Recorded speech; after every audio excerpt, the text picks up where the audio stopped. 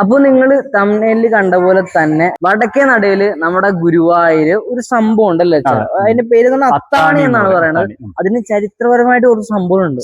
അത് ഈ അടുത്തിടയ്ക്കാണ് അവിടെ ഗ്രില്ലൊക്കെ ഇട്ട് സംഭവം വന്നിട്ടുള്ളത്. അപ്പൊ നമുക്ക് എന്താണെന്ന് അറിയാം അല്ലേ? ഗുരുവായൂരിന്റെ പുതിയൊരു വീഡിയോയിലേക്ക് എല്ലാവർക്കും സ്വാഗതം.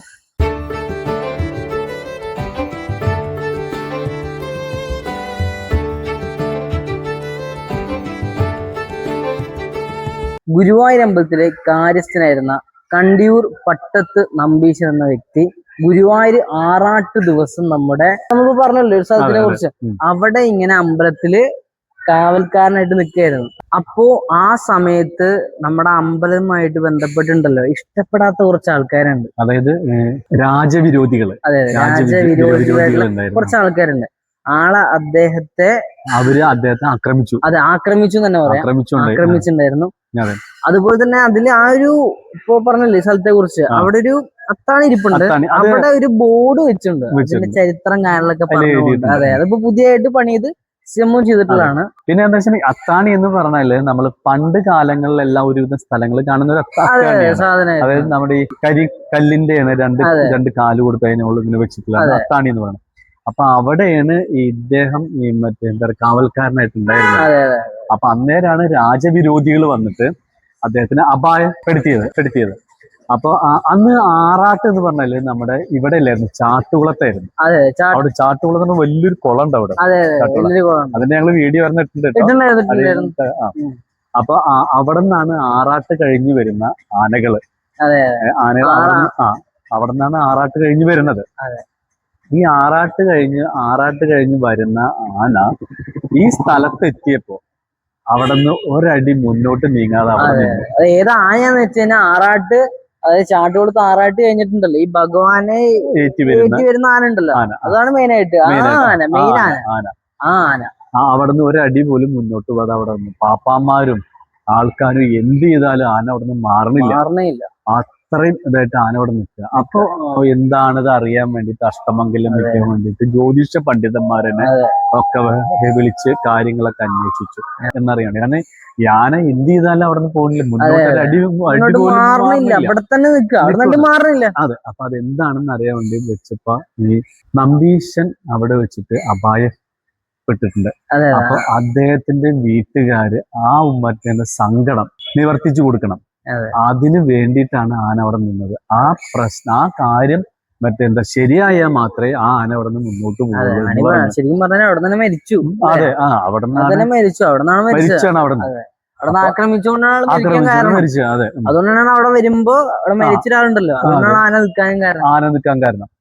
അപ്പൊ അതുകൊണ്ട് ഈ ആന ഇവിടെ എന്താ പറയുക ഇങ്ങനെ ഒരു സംഭവം ഉള്ളതുകൊണ്ട് ആ നമ്പീശൻ എന്ന് പറഞ്ഞ അദ്ദേഹത്തിന്റെ വീട്ടുകാര് അവിടെ വന്നിട്ട് അവർക്കുള്ള കാര്യങ്ങളൊക്കെ ചെയ്തു കൊടുക്കണം. അവരുടെ ഇപ്പോഴത്തെ ആൾക്കാരാണെങ്കിൽ അവര് വന്നു കഴിഞ്ഞാൽ അവരുടെ കാര്യങ്ങളൊക്കെ ഇവിടുന്ന് ചെയ്തു കൊടുക്കണം.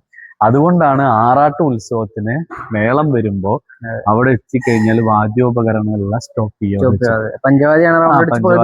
അവിടെ എത്തുമ്പോ അത് ഇതാക്കും, സ്റ്റോപ്പ് ചെയ്യും. മേളവാദ്യങ്ങൾ അവിടെ നിർത്തും. അത് കഴിഞ്ഞിട്ടാണ് എന്നിട്ട് അവരുടെ വീട്ടുകാർ വന്ന് അവരോട് കാര്യങ്ങളൊക്കെ സംസാരിച്ച് എല്ലാ കാര്യങ്ങളും ക്ലിയർ ആക്കി കൊടുത്തിട്ട് പിന്നെയാണ് അവിടുന്ന് മേളം സ്റ്റാർട്ട് ചെയ്യുന്നത്. അതെ, എല്ലാം ഇപ്പൊ എത്രയോ വർഷങ്ങളായിട്ട് ഇപ്പോഴും ഉണ്ടല്ലോ. കഴിഞ്ഞ പ്രാവശ്യം എല്ലാ വർഷവും ഉണ്ടാവും. കാരണം നമ്മൾ ഗുരുവായൂർ തുടങ്ങി ഇപ്പോഴും വരെ ഇവിടെ എത്തിക്കഴിഞ്ഞാൽ പഞ്ചവാദ്യം. പിന്നെ അവിടെ നിന്ന് കഴിഞ്ഞിട്ട് പാണ്ടിമേളം അവിടെ നിന്ന് ഇങ്ങോട്ട് സ്റ്റാർട്ട് ചെയ്യുന്നത്. അതിനർത്ഥം എന്താ, അവിടെ നിൽക്കുന്നുണ്ട് മേളം കഴിഞ്ഞിട്ടാണ് പിന്നെ തുടങ്ങുന്നത്. അതാണ് അത്താണി. അത് നമ്മളിപ്പോ ഈ അത്താണി എന്ന് പറയുന്ന സംഭവം നമ്മൾ പണ്ട് കാലത്ത് പറഞ്ഞില്ലേ ഒരുപാട് സ്ഥലങ്ങൾ. അത് എന്താണെന്ന് വെച്ചാൽ നമ്മൾ ഈ വഴിയാത്രക്കാർ പോകുമ്പോ നമ്മുടെ മറ്റേ വലിയ കെട്ടുകളോ കെട്ടുകൾ അല്ലെങ്കിൽ ഇങ്ങനെ കറ്റ കൊണ്ടുപോകാൻ ആൾക്കാർ പണ്ട് കാലത്ത് പോയിട്ട്, ഇന്നാണല്ലോ എന്താ പറയുക ഇതൊക്കെ വന്ന് ട്രാക്ടർ ഇതൊക്കെ വന്നു. അന്ന് കറ്റ കയറ്റി കൊണ്ടുപോകുമ്പോ ഒരു താങ്ങിന് വേണ്ടിയിട്ട് നമ്മളെ ഹെൽപ്പ് ചെയ്യാൻ ഒന്ന് വെക്കാൻ വേണ്ടിയിട്ട്, പിന്നെ അത് എടുത്തേറ്റാൻ വേറെ ആളെ ഹെൽപ്പും വേണ്ട, അങ്ങനെ തന്നെ കയറ്റി വെക്കാം. അപ്പൊ അതിന് വേണ്ടിയിട്ടാണ് ആ സംഭവം ഉള്ളത്, സംഭവം ഉള്ളത്. പക്ഷെ ഇങ്ങനെ ഒരു സംഭവം നമ്മുടെ അമ്പലത്തിന്റെ അവിടെ ഉണ്ട്. അമ്പലത്തിന്റെ വടക്കേനടയില് ഉണ്ട്. അപ്പൊ അവിടെ വെച്ചിട്ടാണ് അദ്ദേഹത്തിന് അങ്ങനെ ഒരു സംഭവം ഉണ്ടായത്. അപ്പൊ അതുകൊണ്ടാണ് ഇന്നും അത് ആചരിച്ച് പോകുന്നുണ്ട് ആറാട്ട് വരുമ്പോൾ. അതേപോലെ വെച്ചാ പറയുകയാണെങ്കിൽ തന്നെ മുൻപൊന്നും അത് വലിയ രീതിക്ക് ആൾക്കാർക്ക് അറിയുമെന്ന് അറിയില്ല. അറിയണവർക്ക് അതിനെ കുറിച്ച് അറിയണ ആൾക്കാർക്ക് അറിയായിരിക്കും, എങ്കിലും അത് കൂടുതൽ ആൾക്കാർക്ക് അറിയില്ലായിരുന്നു. ഞങ്ങൾക്കൊന്നും അറിയില്ലായിരുന്നു. പക്ഷെ ഇപ്പോ അത് അവിടെ ഗ്രില്ലെല്ലാം കെട്ടി ഒരു പ്രധാനപ്പെട്ട ഒരു പുണ്യ സാധനമാണ്. അതിന്റെ പുറകിൽ ഒരു കാര്യം ഉണ്ടല്ലോ, സ്മാരകം പോലെ. അതിന്റെ പുറകിൽ ഒരു കാര്യം ഉണ്ടെന്ന് അറിയിച്ചുകൊണ്ട് അത് കൃത്യമായിട്ട് ഗ്രില്ലെല്ലാം കെട്ടി വലിയ രീതിക്ക് അവിടെ എഴുതിയിട്ടും കാര്യങ്ങളൊക്കെ. ഇതാണ് ഇവിടെ, അതായത് മറ്റേ പല ആൾക്കാർക്കും അറിയില്ല, ഈ ആറാട്ടിന് പഞ്ചവാദ്യം വന്നു കഴിഞ്ഞാൽ അവിടെ എത്തിക്കഴിഞ്ഞാൽ നിൽക്കും. അതെ. എന്നിട്ട് അവിടെ നിന്ന് അങ്ങോട്ട് വാണ്ടി തുടങ്ങി. അപ്പൊ അത് എന്തുകൊണ്ടാണ് അവിടെ വെച്ചിട്ട് പഞ്ചവാദ്യം സ്റ്റോപ്പ് ചെയ്യുന്നത്, പിന്നെ പഞ്ചവാദ്യം ബുക്ക് കൂടെ എന്നാ അത് ആർക്കും അറിയില്ല. അപ്പൊ ഇതാണ് അതിന്റെ പിന്നിലുള്ള സംഭവം എന്ന് പറയുന്നത്. അപ്പൊ എന്താ വെച്ചാൽ അന്നത്തെ രാജ്യവിരോധികൾ ചെയ്ത കാര്യങ്ങളാണ് അദ്ദേഹത്തെ അപായപ്പെടുത്തി അവിടെ വെച്ചിട്ട്. അങ്ങനെയാണ് അത് ഉണ്ടായത്. അപ്പൊ അതുകൊണ്ട് അങ്ങനെ ഒരു മറ്റേ സംഭവം അന്ന് ഞാൻ പറഞ്ഞു, അന്ന് ആറാട്ട് കുളിക്കുന്നത് അവിടെയാണ്. ചാട്ടുകൾ നിങ്ങൾ കണ്ടത് എന്തോ വലിയ, അത് ശരിക്കും ആറാട്ട് കുളിക്കാൻ പറ്റിയൊരു കുളമാണ്. അവിടെയാണ് ആറാട്ട് കുളിച്ചിരുന്നത്. അവിടെ എന്നിട്ട് അവിടെ നിന്നാണ് ഇങ്ങോട്ട് വന്നിരുന്നത്.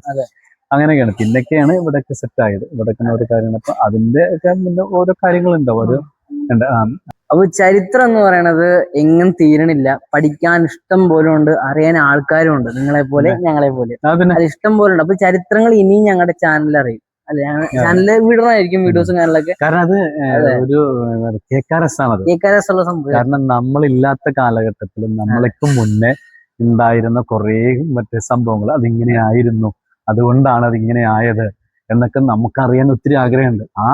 ഞങ്ങൾക്ക് കിട്ടുന്ന അറിവുകൾ ഞങ്ങൾ നിങ്ങൾക്ക് പകർന്നു തരുന്നു. അങ്ങനെയാണ് നമുക്ക് എല്ലാവർക്കും ഈ അറിവ് മനസ്സിലാവും. അതെ, അങ്ങനെയാണ് കാര്യങ്ങളെല്ലാം. ഇങ്ങനെ സംഭവമുള്ള കാര്യം നമുക്ക് അറിയായിരുന്നല്ലോ മുന്നേ. ഞങ്ങള് മുന്നേ അവിടെ കാര്യം നമ്മളെ യൂട്യൂബ് ചാനൽ തുടങ്ങണ സമയത്ത്, PR ഗുരുവായൂർ എന്ന യൂട്യൂബ് ചാനൽ തുടങ്ങണ സമയത്ത് ഞങ്ങളുടെ യൂട്യൂബിന് ഇപ്പോഴും നോക്കിയാൽ മനസ്സിലാവും ലോഗോ. ആ ലോഗോ എന്ന് പറയുന്നത് അത്താണിയുടെ മുന്നേ വെച്ചിട്ടുണ്ട് അല്ലെ. അത്താണിന് മുന്നേ ഇങ്ങനെ ഇരിക്കണതോ അങ്ങനെ എന്തോ ആണ്. അത് കട്ട് ചെയ്തിട്ടാണ്, എന്നാലും ആ അത്താണി തന്നെയാണ്. അതിന്റെ ബാക്ക്ഗ്രൗണ്ട് കുളം. എപ്പോഴേക്കും ഓർമ്മ ഉണ്ടോ സംഭവം? ഇപ്പോഴും യൂട്യൂബിലുണ്ട് അല്ലെ.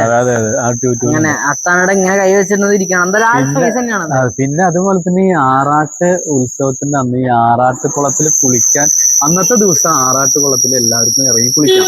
അതെ. അപ്പൊ ആറാട്ട് കുളത്തില് നമ്മള് ഇറങ്ങുമ്പോ എന്താ വെച്ചിട്ടുണ്ടെങ്കിൽ നമ്മൾ ഇവിടുന്ന് കാണുന്ന വെള്ളയിൽ ഇറങ്ങും, കടലിൽ ഇറങ്ങിയ പോലെ നമ്മൾ സമുദ്രം.